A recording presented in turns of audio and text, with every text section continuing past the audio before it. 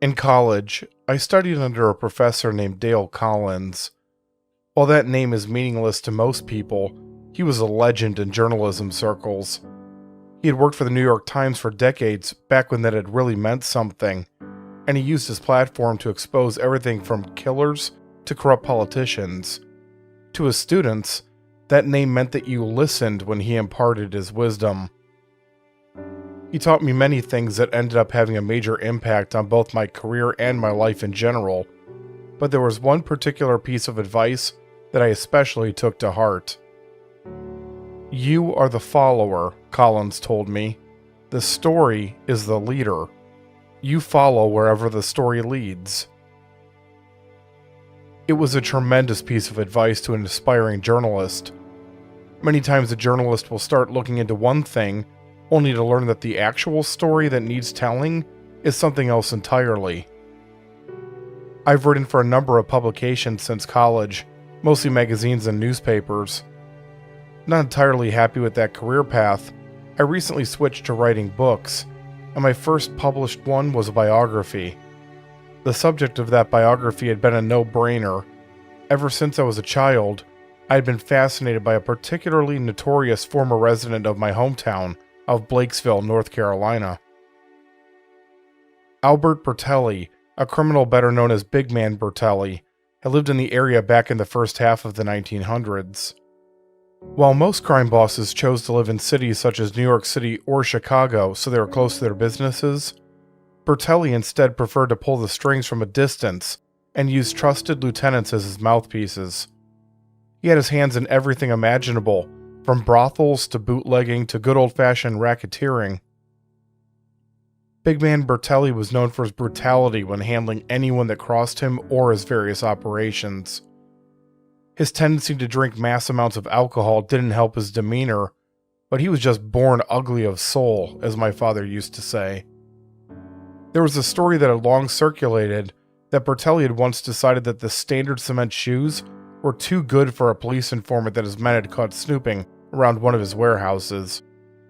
Instead, he had personally gone to Chicago to pour the cement down the man's throat before pushing the poor guy off a pier. Then, there were the pigs. The locals told countless stories about Bertelli and his supposed pig farm. Children still sang a song about it while they were jumping rope or trying to scare their friends. Big Man Bertelli, walking down the street, owns every person that he'll ever meet. His men never have a grave to dig, 'cause if you cross him, he'll feed you to the pigs. Bertelli had been infamous for making his enemies disappear. No one really knew for sure how he accomplished the disappearing act, but according to legend, he had a pig farm hidden somewhere beyond the outskirts of town. It had never been proven, but that unsubstantiated claim was all that many people needed to mentally put two and two together. As I had written my book, I discovered that Bertelli had actually used a number of different methods to get rid of people that crossed him. Tony Two Guns Yancey had been gunned down by him personally in the back room of a pool hall, for example. He also all but admitted that he was the one responsible for bashing in Michael O'Sullivan's skull with a hammer. Still, the rumors about the secret pig farm he reserved for people that he really wanted to watch suffer lived on. Recently, I was commissioned to write a series of articles for the local newspaper about historical figures from the area. At first, I was asked to focus on lesser-known people that have had a positive influence on the community. I wrote about politicians, activists, and artists. The editor never came right out and said it, but I had a feeling from the woman's demeanor and various remarks about the readers that she wanted to make things more classy. It didn't take long for that ill-fated and more than a little condescending idea to fall flat on its face. The fact of the matter is that most readers don't care about local heroes. They want the blood and guts and that creepy little feeling that comes with reading about the darker side of their town's history. I was asked to write 5 more articles, one of which would run each week on Friday. These articles spotlighted the more unsavory parts of the town's history. I had written up a list of who I wanted to feature, and right at the top of that list was Big Man Bertelli. The articles ran as intended, and I was pleased to see that the editor didn't touch much of anything that I wrote. There's always some changes made after submission, and as a writer I know that intellectually, but every single time there's this little part of me that detests when a single word I've written is changed or removed. It's simple vanity to believe that there's no way to improve on my work, and I know that's ridiculous, but it's a vanity that most writers share. My final article ran the week of Halloween. I'd saved Bertelli for last, so that the short series went out on a strong note, and by all accounts, it was successful. I basked in what little glory writing an article for the local paper brings with it for a few days, before moving on to other projects. It's now January, and about an hour ago I received a call from the newspaper office. The caller introduced herself as a member of the staff before informing me that they received a package addressed to me. I wasn't sure what to make of that. No one had ever sent me anything via an employer before, and when I said as much, the woman assured me that it wasn't unheard of for them to get mail for writers. It isn't commonplace, but it does happen. She made arrangements for the package to be sent to me via courier the same day. That package has just arrived, although the term package looks to have been misleading. What's been delivered to me is a thin manila envelope. I thank and tip the courier before closing the front door of my apartment and walking into the kitchen as I carefully tear open the envelope. Inside is an old black and white photograph. I hold it up to the light to get a better look. It takes me a few minutes to figure out exactly what it is that I'm looking at. The picture shows Big Man Bertelli, dressed in a long coat and wide-brimmed hat, standing in front of a wooden fence. There is a disturbingly wide grin on his face, one filled with dark humor and something that can best be described as satisfaction. I feel a wave of revulsion wash over me. It's clear that whatever brought about that particular smile was something truly horrible. Tearing my eyes away from Bertelli's face, I closely examined the rest of the picture. It was taken at night, and even with the light of the flash and another source of illumination coming from just outside the viewable area, it is difficult to make out the details of the area around the man. My eyes fall on something between the slats of the fence. I take off my glasses and hold the picture up close to my face. Staring out from between the wooden planks is a large pig. I blink. Assuming this picture is real, I'm holding proof that Bertelli's pig farm is real and not just an urban legend. I feel a surge of excitement. Flipping over the picture, I find that a phone number has been written on the blank side in blue ink. Without hesitating, I retrieve my phone and dial the number. A man's voice answers on the third ring. It's deep and raspy, the kind of voice that comes from years of hard drinking and heavy smoking. "What?" the man demands. "Yes, hello. My name is Thomas Iden," I reply, feeling a bit flustered. "I received a picture with this phone number on the back of it." The man's tone instantly becomes more friendly. "Oh, yeah, the guy from the newspaper. Good to hear you got it. You never know with the mail being the way it is these days." "No, I suppose that you don't. Listen, this picture. I thought you might like it. I remember the day it was taken like yesterday." I frown. "I'm sorry, are you trying to tell me that you are—" "Big Man Bertelli?" The man finishes for me before letting out a hoarse laugh. "Of course I'm not saying that. I'm not a nut job. My father worked for him back in the 30s and 40s. Tended to the farm in the background of that picture I sent you, in fact. Used to take me to work with him when I was just a pup. That was, over 3/4 of a century ago." "You were actually at Bertelli's pig farm?" I ask, more forcefully than originally intended. "Damn right I was. That's why I sent you that picture and my number. I read that article of yours in the paper a few months back, and there was all that nonsense that's been floating around since forever about him and the pigs and all that. I thought you might get a kick out of seeing the real thing." I can't believe what I'm hearing. "You mean the farm itself? How? It still exists?" Another laugh. "Sure does, right where Bertelli left it. Be happy to show you around the place if you're interested." We make arrangements to meet at an address that I don't recognize the next day. My hand is shaking as I write it down on a small notepad. There's always a chance that this is some sort of elaborate prank or, despite the man's assertion to the contrary, the guy is crazy, but I find myself believing him. Still, I have to accept the possibility that I feel that way because I want him to be telling me the truth. I don't sleep well, and I awake to see the sun rise when morning finally comes.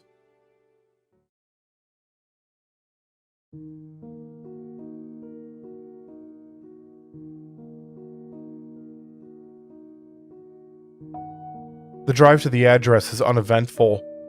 About halfway there it begins to rain. Not a steady downpour, but that kind of spurting rain that somehow manages to be even more miserable. The clouds overhead cast everything in an unpleasant gray tone. I refuse to let the weather bring down my spirits. I'm on my way to see a place that I've been thinking about since I was a child. I almost miss the turn when I arrive. I feel the tires slide for a brief but stomach-wrenching moment, but they find their grip on the wet road, and I'm able to maneuver the car onto the dirt driveway. It leads into a thick patch of trees that block out everything beyond the road.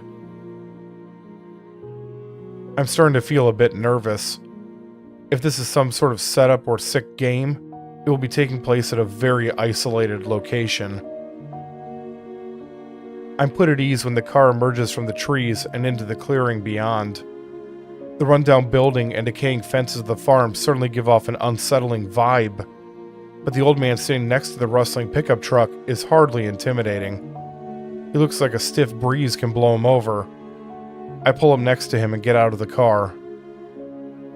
"Ah, there you are," the man says with a grin missing more than a few teeth. "I thought you might have gotten cold feet. Name's Peter Snyder." "Thomas Iden," I reply, shaking the offered hand. "Thank you for taking the time to meet with me." "Not a problem. Well, what do you think? Is this place everything that you hoped it would be?" "Honestly, it's a bit of a shithole." Snyder laughs. "That's right to the point, and I can't say that you're wrong. There hasn't been anyone around to take care of the place in decades. Used to be quite the looker in its day, though. Big man made sure of that." It seems like as good a time as any to start the interview. I take my phone out of my pocket to start the voice recording app. Before I can even turn on the screen, however, Snyder begins to speak again. "I gotta confess, Mr. Iden, I've got a bit of an ulterior motive bringing you out here," he says.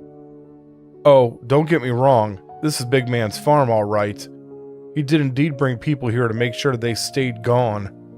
So you're going to get your money's worth visiting here. More than your money's worth, I bet." I open my mouth to speak, but Snyder turns on his heel and heads towards the fenced-in yard. He's surprisingly quick for a man his age, and I don't catch up to him until he's nearly at his destination. Turning around, he leans up against the rotting wood of the barely standing fence and nods once to himself. Most people think they know how much of a monster Big Man Bertelli was, Snyder says slowly, an unreadable expression on his face. I don't think anyone really knows how bad he was, though. Well, anyone but me, and that's because I witnessed the monster in action more than once. He points over his shoulder at the muddy turf behind him. The fence wraps around a large portion of the yard, with one side attaching to the back of a barn that seems to be on the verge of collapsing. There's only a few ragged brown tufts of grass inside of the perimeter. He'd keep them cooped up inside that barn most of the time, Snyder continues in a quiet voice. They'd grunt and squeal and scream. I thought it was just about the saddest sound I ever heard. Told my pa that once. He said the big man loved hearing it. You like to hear the pigs cry out? I ask as I finally get the recorder running. Hogs, Snyder corrects me firmly. Not pigs. Hogs. These weren't cute little pink animals with curly tails and friendly dispositions. These were massive animals. Even the smallest were north of 200 pounds. Thing is, even though they were huge, they could move. They could chase down a man running as hard as he could within a blink of an eye. I shudder, and it has nothing to do with the cold rain. And he trained them to kill people? Not at first. In the beginning, he left the training to my pa. Gave him a real detailed list of what he wanted, and pa delivered for him. The old man stares off into the distance. It's surprisingly easy for hogs to get a taste for people. Doesn't take much at all. Pa started with mixing blood in with the water they drank. Pretty soon they would barely drink if the red stuff wasn't mixed in there. From there, the feedings got worse. Let's just leave it at that. We're silent for a long moment. Snyder doesn't seem to be in a rush to continue his story, and for my part, I'm at a loss as to what to even say after a statement like that. You said that Bertelli left the training to your father at first, I say eventually. That makes it sound like things changed later. They did, Snyder confirms with a nod, bringing his attention back to me. For a long time, Bertelli was satisfied with my pa's work. He'd have his thugs snatch up people and bring them here. It was mostly people that had managed to get on his bad side. Cops, prosecutors, snitches. He'd have them brought here and tossed into the hog pen. He scratches his chin for a moment before continuing. Guys like Big Man are never satisfied for long. They want more, bigger, better. Big Man took over the hog training, and his methods were a lot less kind than my pa's. I'm almost afraid to ask, I say, but how were they different? For starters, he beat them to make them meaner. You could hear the howls from a mile away. He said that it toughened them up. He wouldn't feed them for days. They'd be starving by the time someone got thrown into the pen. Those hogs would make a beeline straight for the poor bastard and tear him apart in a frenzy. Jesus.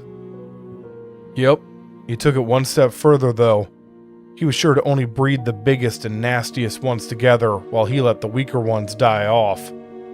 Every generation was a better killing machine than the last. I take a moment to let what I'm being told sink in. Bertelli had basically been conducting crude experiments in eugenics. It's simultaneously fascinating and revolting. It was around the third or fourth brood that things started to get strange. There started to be some, I guess you'd call them abnormalities. Some of the babies were born with tusks. Wild hogs have them. The first of these particular hogs had started out as farm animals, and none of them had tusks. Some of the piglets had these weird deformities on their hooves where the tips were pointed and curved. And then along came Stella.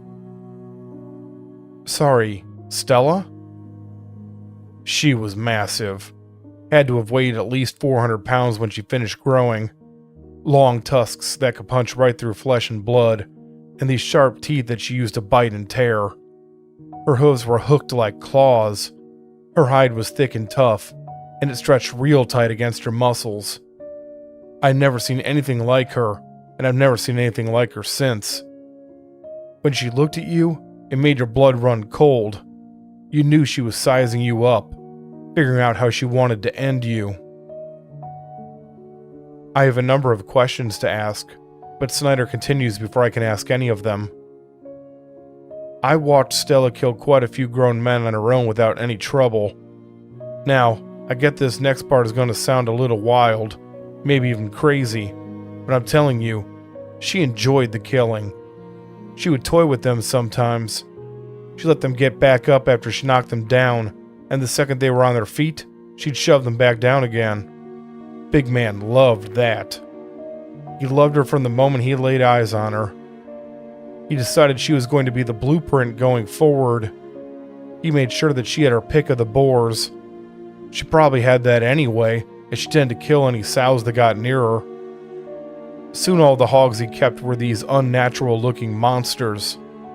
I don't use that term lightly, Mr. Iden. That's what they were. Monsters. Snyder abruptly stands upright and starts walking around the fence line. Not sure what's going on. I follow him and practically wade through the thick mud that pulls at my shoes with every step.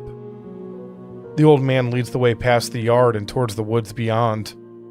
He stops next to a rotten stump and points at the ground. Right here is where Big Man died, he says. Wait, no, that's not right. I disagree with a shake of my head. Bertelli was killed in a car bombing outside of the Douglas Theater during a trip to New York. I hate to correct you, young man, but you're the one who's wrong on that. That bastard, may rot in hell, was killed and eaten by his own hogs right on this very spot. Snyder spits on the mud in what is either disgust or hatred, most likely both. Bertelli got the results he wanted, and he got a whole lot more along with them. The hogs started getting too strong, too fast, too smart. They weren't satisfied with the scraps that were being offered to them anymore. They wanted out. He nods towards the fence. My pa and I were over on the other side of the barn when it happened. It was late, and believe me, this place gets dark at night. Can't hardly see the nose on the front of your face when the stars aren't out. There was just this single light at the top of the barn that shined down into the pen. Bertelli had brought down another guy from the city for his hogs to meet. Pa didn't like me seeing that sort of thing, for good reason, mind you, so he took me around the building. Not seeing didn't mean that I couldn't hear it. The same kind of screams that I had heard a dozen times before echoed all over the place. It's not the screams that were the worst part. It was the sounds that came after the screams stopped. These wet, sucking sounds, like meat being pulled off the bone by a butcher. It was...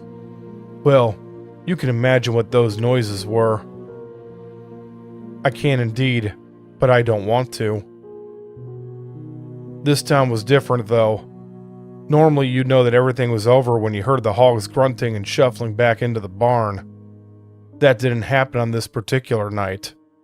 Instead of things quieting down, they got louder. The hogs started squealing and crying out. I swear I could actually feel the rage coming off of them even from the other side of the barn. It was like heat coming off of a road on a hot day. Bertelli was yelling at them, but I couldn't make out what he was saying. Suddenly there was this sharp crack. It made my blood freeze. My pa told me to stay right where I was and walk back around the side of the barn. Well, I was scared, but I was still a kid. He was only gone a few seconds before I started to follow him to see what was going on. I got to the other side of the barn just in time to see the last of those monster hogs forcing its way through the hole they had made in the fence.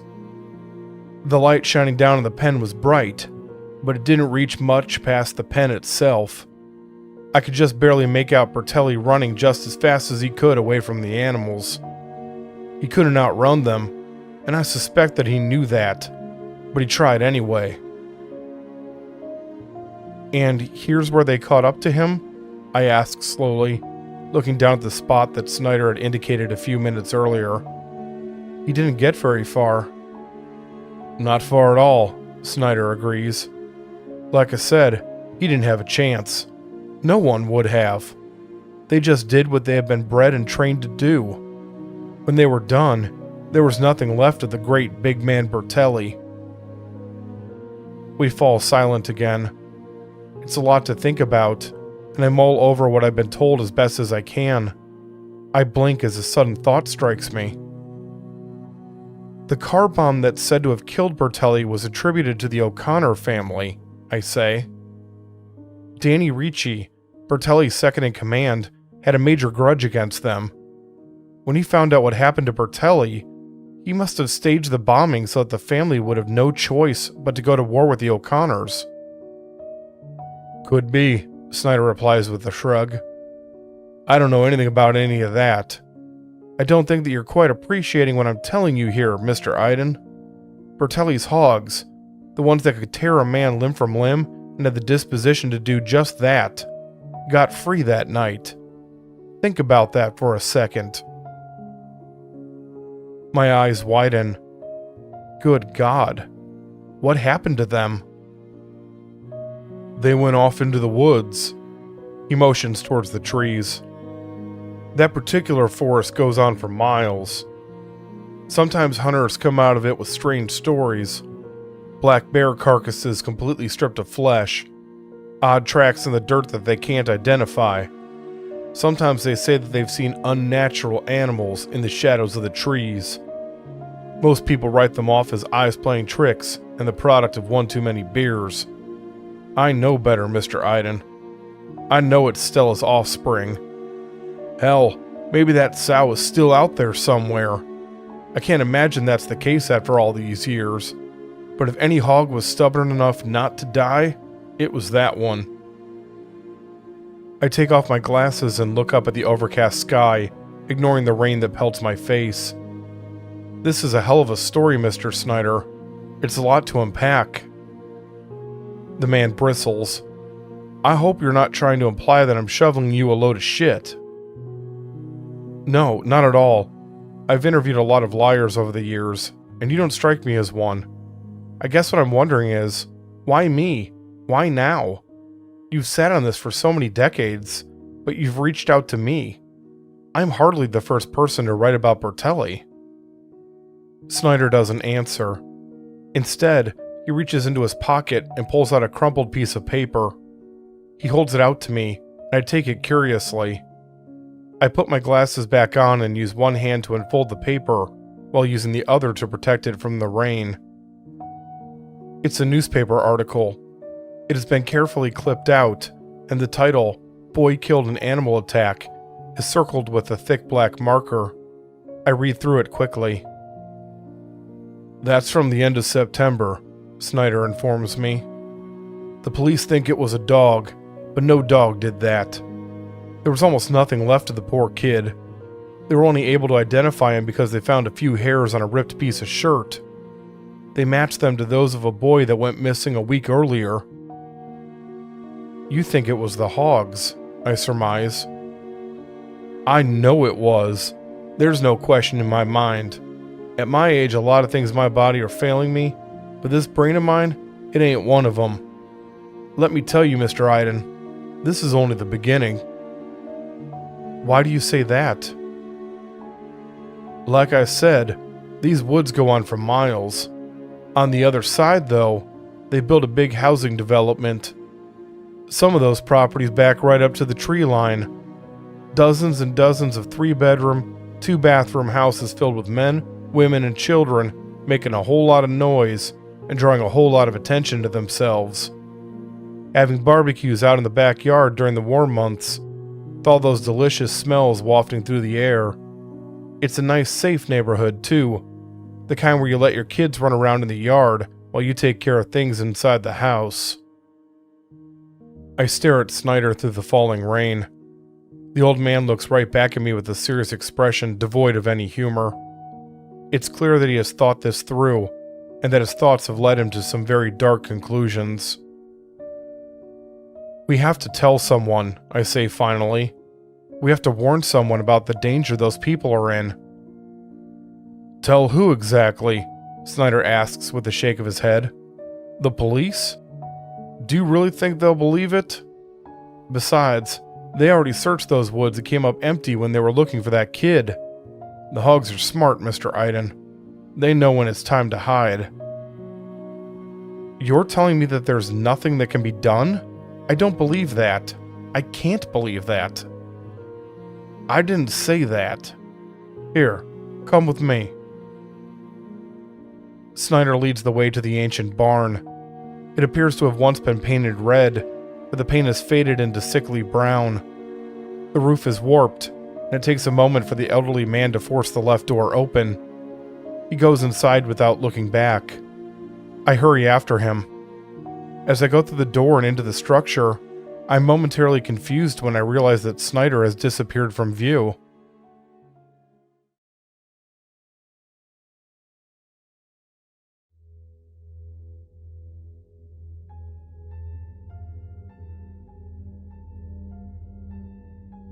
I hear the sound of metal colliding with my head before I feel the pain. I lose all control over my muscles, and I collapse onto the dust and grime-covered barn floor so hard that it rattles my teeth. I open my mouth to cry out. What comes out instead is a low moan that is barely recognizable as human. I'm sorry this is how it has to be, Snyder says as he steps out from behind the barn door. I truly am, Mr. Iden. Maybe if I had another choice. Well, no sense in dwelling on what we can't have, is there? I feel my body being dragged further into the barn. The old man is strong for his age, and I'm in no condition to fight him. The world is swimming before my eyes, blurred and swirling around in all directions. My stomach churns. Somehow, I remain conscious. The dragging stops. Something cold and dark pinches into the skin of my left wrist, then into my right. My head is raised off the ground, and my chin is placed onto something I recognize but can't identify in my current state. Head wounds bleed the most, Snyder tells me from somewhere above me. I'm going to let as much blood drain into the bucket as your forehead is willing to give before I move on to other parts. No sense in wasting any. Just going to have to work around this big old dent your skull put in it when I hit you with it. Should be fine. These old ones are a lot more durable than the plastic pieces of shit most places sell these days. They cost more, but they're worth every penny. I blink in a fruitless attempt to clear my vision. You probably won't believe this, but I'm doing what's necessary. The only way that I'm going to keep those hogs around here and away from those houses is if I give them a reason to. They want human blood and meat, and well, I'm sorry to say, that's where you come in. I try to bring my hand up to wipe at my face, but something is stopping me from doing so. It takes a long moment for me to understand that the pinches I felt were from manacles being locked around my wrists. You asked me why I decided to tell you about Bertelli and those monster hogs of his, Snyder is saying. Truth of the matter is that I looked into you before I sent that picture. No wife, no kids, no real ties to anyone. You're pretty much alone in the world, Mr. Iden. You're not even a real employee of that newspaper you write for, just a freelancer. I guess you could say that I brought you here because no one would miss you. That's the trick to disappearing someone. Make sure that there won't be many people asking questions when the deed is done. I feel a tear slide down my cheek. I'm going to get as much blood out of you as I can without killing you. That way I can spread it around the tree line on this side of the woods and keep them drawn over this way. That alone isn't enough for them. I suspect that they have to have the thrill of the kill as well. There needs to be some life left in you. Well now, looks like this particular well's run dry, Time to drill a new hole. You catch my meaning? I'm not sure how long the bleeding process lasts.